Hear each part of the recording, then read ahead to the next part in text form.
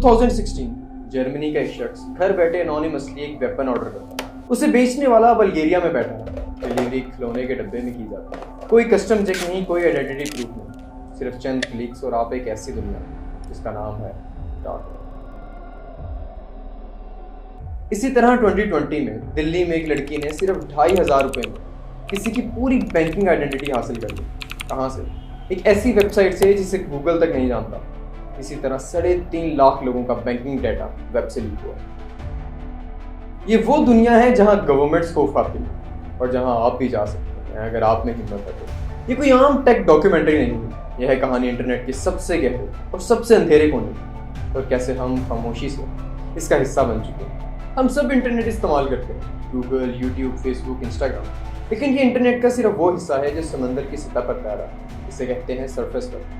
कि वो 4-5% इंटरनेट है जिसे सर्च इंजन जैसे गूगल या बिंग ढूंढ सकते हैं, लेकिन इस सतह के नीचे इंटरनेट का बहुत बड़ा समंदर है। इसे कहते हैं डीप वेब। ये इंटरनेट का ऑलमोस्ट 90% हिस्सा है। इसमें वो तमाम चीज़ें हैं जिनको आप डायरेक्ट सर्च करके एक्सेस नहीं कर सकते। आपका ईमेल इनबॉक्स, आपका ऑनलाइन बैंक अकाउंट, नेटफ्लिक्स का members only content, university database, company का इंटरनल नेटवर्क, ये सब डीप वेब का हिस्सा है। आपको इसे एक्सेस करने के लिए एक पासवर्ड, एक स्पेसिफिक लिंक या परमिशंस चाहिए।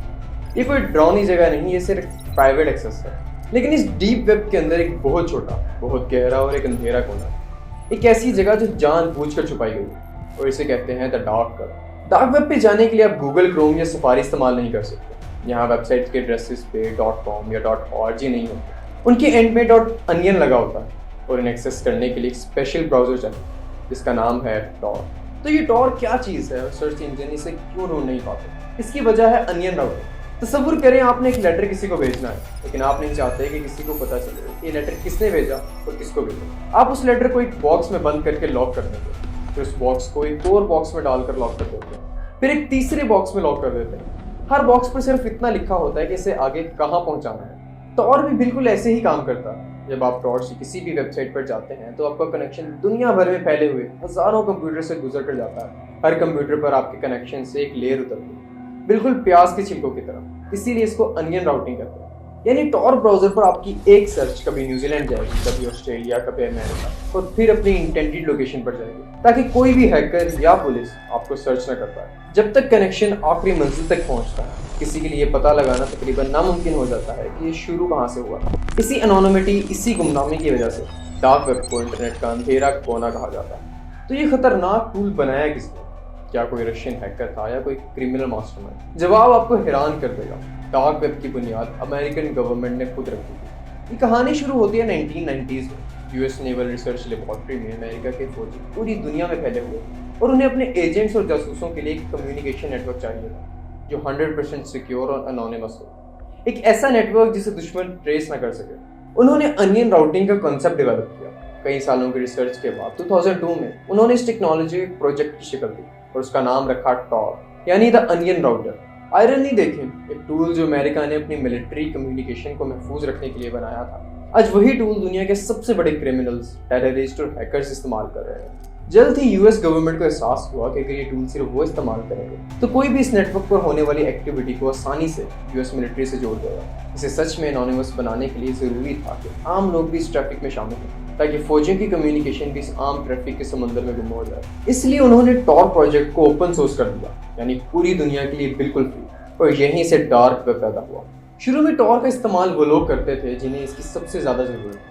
एक्टिविस्ट, जर्नलिस्ट और विसल ब्लोअर्स। विसल ब्लोअर्स उनको कहा जाता है जो किसी शख्स या कंपनी के बारे में कॉन्फिडेंशियल बातें लीक करते हैं। जिन मुल्कों पर फ्रीडम पर पाबंदी है, वहाँ के लोग tor के जरिए बाहर की दुनिया से बात करते थे। विसल ब्लोअर्स जैसे जूलियन असांज की विकीलीक्स और खास तौर पर एडवर्ड स्नोडेन ने इस तरह के सिक्योर चैनल्स को इस्तेमाल करके गवर्नमेंट्स के बारे में ऐसी इन्फॉर्मेशन लीक की जिसने पूरी दुनिया को हिला दिया। फॉर एग्जाम्पल, स्नोडेन ने दुनिया को बताया कि कैसे अमेरिकन एजेंसीज अपने ही शहरों की जासूसी कर रही हैं, कैसे वो लोगों के घरों के मोबाइल्स और लैपटॉप्स के कैमरास इस्तेमाल कर रही हैं और उनकी प्राइवेसी इन्वेड कर रही हैं। ऐसा सच दुनिया को बताने के लिए एनोनिमिटी जरूरी थी, और डार्क वेब ने वो एनोनिमिटी फ्राहम।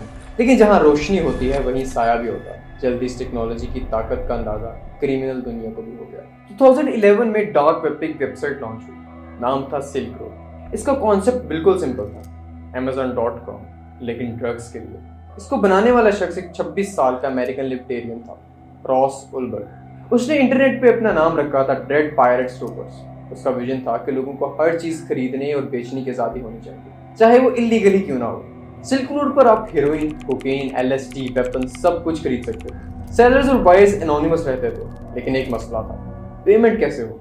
कैश तो दे नहीं सकते, बैंक ट्रांसफर्स ट्रेस हो जाते हैं। तो यहाँ एंट्री हुई एक नई टेक्नोलॉजी। बिटकॉइन एक ऐसी डिजिटल करेंसी थी जो सूडो एनोनिमस थी। ट्रांजैक्शंस पब्लिक होते थे, लेकिन ये पता लगाना बहुत मुश्किल था कि वॉलेट के पीछे कौन इंसान है। टॉर की एनोनिमिटी और बिटकॉइन के अनट्रेसेबल पेमेंट्स ने मिलकर सिल्क रोड को $1 बिलियन एम्पायर बना दिया। 2 साल तक रॉस उल्ब्राइट ने FBI और दुनिया की तमाम एजेंसी को चकमा दिया। वो समझता था कि वो अनटचेबल है, लेकिन 2013 में FBI ने उसे सैन फ्रांसिस्को की पब्लिक लाइब्रेरी से अरेस्ट किया जब वो अपनी वेबसाइट पर लॉग इन था। इसी तरह सिल्क रोड बंद कर दी गई, लेकिन तब तक बहुत देर हो चुकी। सिल्क रोड ने दुनिया को दिखा दिया था कि डार्क वेब पर आप क्या कुछ कर सकते हो। एक के बंद होने के बाद 10 और नई ब्लैक मार्केट्स खुल गई। सीरिया और दूसरे वॉर जोन्स में जर्नलिस्ट इसे इस्तेमाल करते हैं ताकि वो बाहर की दुनिया तक सच पहुंचा सकें और उनकी आइडेंटिटी महफूज रहे। रशिया में पॉलिटिकल मुखालफिन इसे गवर्नमेंट सर्वेलेंस से बचने के लिए इस्तेमाल करते हैं, लेकिन इसका दूसरा अंधेरा चेहरा ज्यादा खौफनाक है। आज डार्क वेब पर ड्रग ट्रैफिकिंग की $multi-billion इंडस्ट्री चल रही है। आप UK, US या यूरोप के जाली पासपोर्ट्स चंद $100 में खरीद सकते हैं। हैकर्स लोगों के credit card details, bank accounts और सोशल मीडिया पासवर्ड्स कोड़ियों के दाम पर बेच रहे हैं।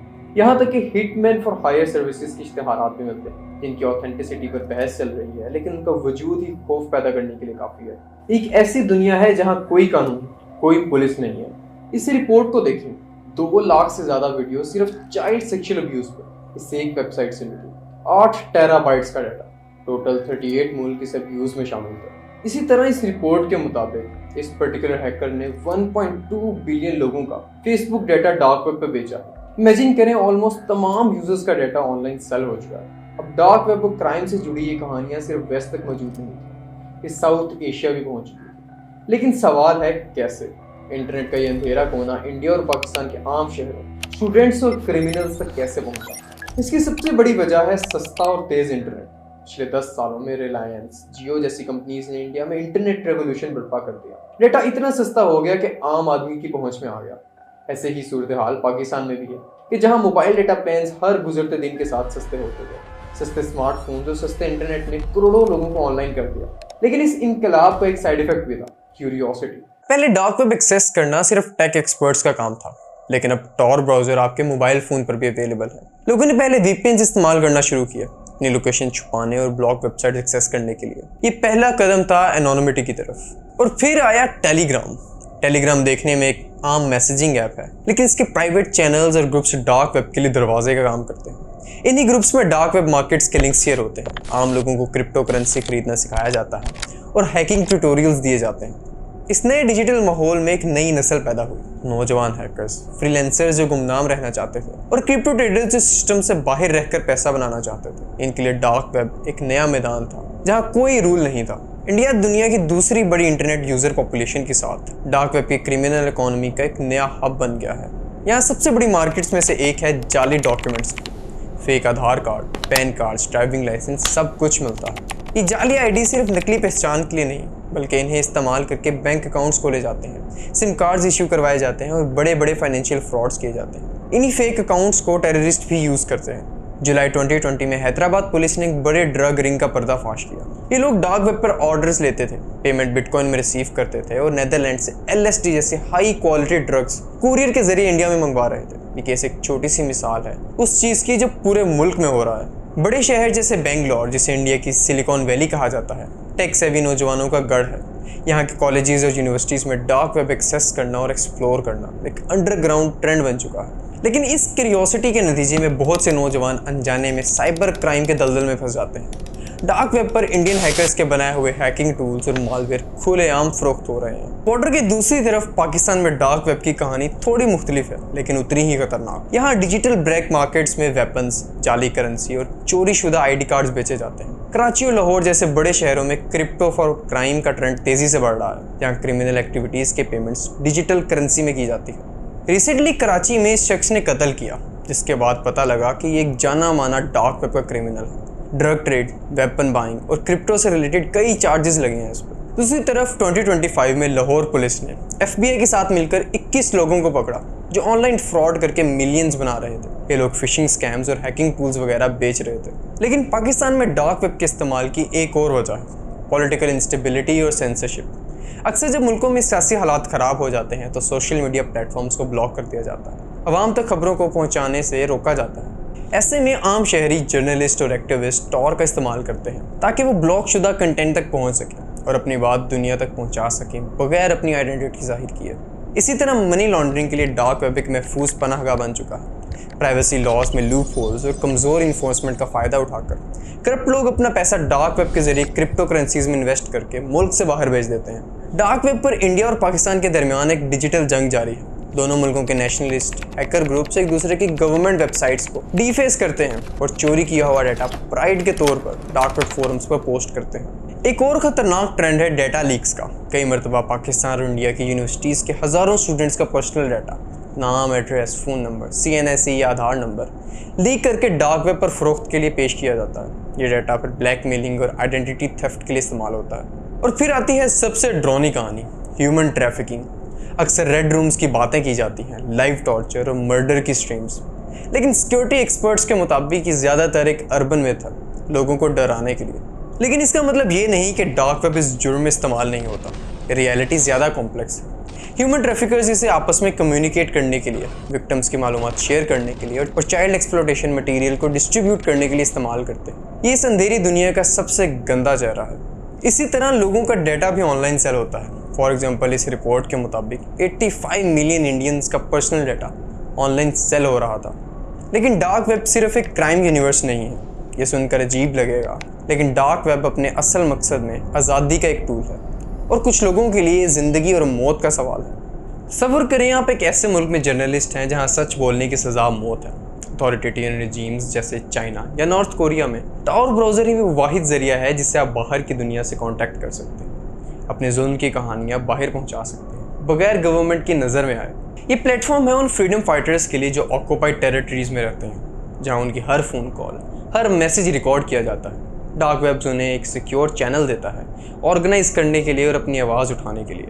और याद करें एडवर्ड स्नोडन को, उसने दुनिया की सबसे ताकतवर गवर्नमेंट का राज फाश किया। ऐसा काम सिक्योर और एनोनिमस कम्युनिकेशन के बगैर करना नामुमकिन था। लेकिन इसका फ़ायदा सिर्फ बड़े बड़े विसल ब्लोअर्स को नहीं होता, ये उन आम लोगों के लिए भी ज़रूरी है जो कमज़ोर हैं। एक ऐसी लड़की जो डोमेस्टिक अब्यूज़ से बचकर भागी है और चाहती है कि उसका अब्यूज़र उसे ऑनलाइन ट्रैक ना कर सके। इन सब के लिए डार्क वेब पर मिलने वाली प्राइवेसी उनकी हिफाजत की ज़ामिन है। इस अंधेरी दुनिया में गुमनामी कुछ लोगों के लिए तो हथियार है तो कुछ के लिए ढाल, लेकिन इस ढाल के पीछे दुनिया के सबसे ज़्यादा जुर्म पना लेते हैं। डार्क वेब का सबसे खौफनाक और नफरत अंगेज़ इस्तेमाल है चाइल्ड पोर्नोग्राफी का डिस्ट्रीब्यूशन। एक ऐसी ग्लोबल इंडस्ट्री है जिसे ख़त्म करने के लिए दुनिया भर की लॉ इन्फोर्समेंट एजेंसीज दिन रात काम कर रही हैं। यही वो जुर्म है जो डार्क वेब को सबसे बदनाम करता है। आजकल के अक्सर इंक्रीज चाइल्ड रेप केसेस के पीछे भी इन डार्क वेब क्रिमिनल्स का हाथ है। फिर आती हैं हिटमैन फॉर हायर वेबसाइट्स की कहानियाँ। सिक्योरिटी एक्सपर्ट्स के मुताबिक इनमें से 99% वेबसाइट्स फेक हैं, स्कैम्स जो लोगों से बिटकॉइन लूटने के लिए बनाए जाते हैं। लेकिन सवाल ये है कि अगर 100 में से सिर्फ एक वेबसाइट भी असली हो तो ये कितनी खतरनाक है। और आज का सबसे बड़ा खतरा है रैंसमवेयर एज अ सर्विस। बड़े हैकर ग्रुप्स कुछ खतरनाक वायरसेस किराए पर देते हैं। छोटे क्रिमिनल्स इसे इस्तेमाल करके हॉस्पिटल्स, स्कूल्स और कंपनीज के कंप्यूटर नेटवर्क्स को लॉक कर देते हैं और फिर उन्हें अनलॉक करने के लिए तावान मांगते हैं। ये डिजिटल टेररिज्म की एक नई शक्ल है और इसका कमांड सेंटर है डार्क वेब। तो क्या हम हाथ पे हाथ धरे बैठे हैं? बिल्कुल नहीं। पर्दे के पीछे एक हाई टेक जंग जारी है। अमेरिका की NSA, इंडिया की रॉ और CBI और पाकिस्तान की FIA और ग्लोबल लेवल पर इंटरपोल, ये सब इदारे मिलकर इस नेटवर्क को तोड़ने की कोशिश कर रहे हैं। वो जानते हैं कि टॉर की इंक्रिप्शन को सीधे तरीके से तोड़ना ऑलमोस्ट नामुमकिन है, इसीलिए वो दूसरे तरीके का इस्तेमाल करते हैं। वो आर्टिफिशियल इंटेलिजेंस का इस्तेमाल करके टॉर नेटवर्क के ट्रैफिक पैटर्न्स को एनालाइज करते हैं ताकि यूजर्स को डी एनोनिमाइज कर सकें। वो अंडर कवर एजेंट्स बनकर डार्क वेब फोरम्स पर और मार्केट्स में शामिल होते हैं ताकि क्रिमिनल्स तक पहुंच सकें। वो क्रिप्टो करेंसी ट्रांजैक्शंस के डिजिटल ट्रेल का पीछा करते हैं और उन्हें कामयाबी भी मिली है। सिल्क रोड के बाद अल्फाबेट और हांसा जैसी बड़ी मार्केट्स को बंद करवाना भी इसी ग्लोबल कॉरपोरेशन का नतीजा था। हाल ही में इंडिया और पाकिस्तान में दर्जनों लोगों को डार्क वेब से ड्रग्स मंगवाने या फाइनेंशियल फ्रॉड करने के जुर्म में अरेस्ट किया गया है। इस जंग का एक हिस्सा है क्रिप्टो करेंसी पर सख्ती। जब हुकूमतें क्रिप्टो एक्सचेंजेस को रेगुलेट करने या बैन करने की बात करती हैं तो उनका बड़ा मकसद डार्क वेब की फाइनेंशियल लाइफलाइन को काटना होता है। तो इस जंग का मुस्तकबिल क्या है? इसका जवाब 3 टेक्नोलॉजीज़ में छुपा है। पहला है आर्टिफिशियल इंटेलिजेंस। एआई एक तरफ लॉ इन्फोर्समेंट की मदद कर रहा है, वहीं दूसरी तरफ डार्क वेब को आम लोगों के लिए और एक्सेसिबल बना सकता है। कल को शायद आप एआई को सिर्फ कमांड देंगे और वो आपके लिए डार्क वेब पर कोई चीज़ ढूंढ लेगा या कोई हैकिंग टूल ही नया बना देगा। दूसरा और सबसे बड़ा गेम चेंजर है क्वांटम कंप्यूटिंग। आज की तमाम इंक्रिप्शन उन मैथमेटिकल प्रॉब्लम्स पर मबनी है जिन्हें हल करने में सुपर कंप्यूटर्स को भी हज़ारों साल लग सकते हैं। एक क्वांटम कंप्यूटर शायद उन्हीं को चंद सेकंड्स में हल कर दे। अगर ऐसा हुआ तो टॉर, बिटकॉइन और इंटरनेट पर मौजूद हर पासवर्ड, हर सीक्रेट बेमायनी हो जाएगा। ये डार्क वेब का एंड भी हो सकता है और हमारी डिजिटल प्राइवेसी का भी। और तीसरा सवाल खुद डार्क वेब के वजूद का है। क्या ये हमेशा जुर्म का गढ़ बना रहेगा या आने वाले वक्त में जब दुनिया में सर्विलेंस और बढ़ेगी, क्या डार्क वेब एक पैरेलल और आज़ाद दुनिया की शक्ल इख्तियार कर लेगा? एक ऐसी डिजिटल रियलिटी जहां लोग हुकूमत की नज़रों से बच कर रहते हों। एक ऐसी बहस है जिसका कोई जवाब नहीं। डार्क वेब एक टेक्नोलॉजी है, एक टूल, एक छुरी की तरह। इसे सर्जन जान बचाने के लिए भी इस्तेमाल कर सकता है और कातिल जान लेने के लिए। मिलते हैं अगली वीडियो में एक नई कहानी के साथ। तब तक के लिए अल्लाह हाफ़िज़।